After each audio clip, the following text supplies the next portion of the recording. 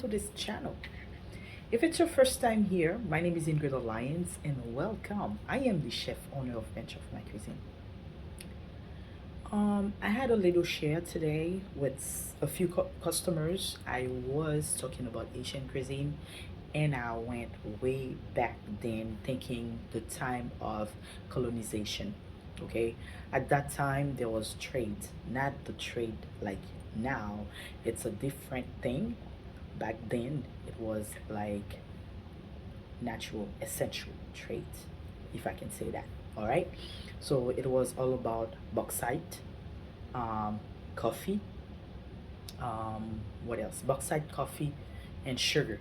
um, Haiti was known as a big plantation where they can use sugar cane or cane sugar to make sugar. All right.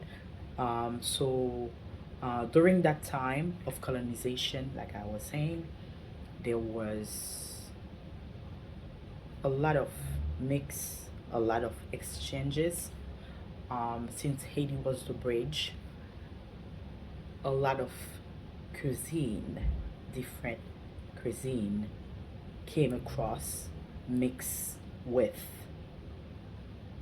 the cuisine that we have. But we have our own cuisine, which is the grandparents, what the grandparents used to cook, which is called in Creole cuisine grandette, which is pinch of my cuisine's identity, pinch of my cuisine's mission to show the world the real and the true Asian cuisine.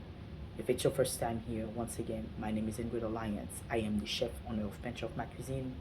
Bench of My Cuisine, private chef business, Asian homemade product, and authentic, authentic Asian cuisine. See you next time.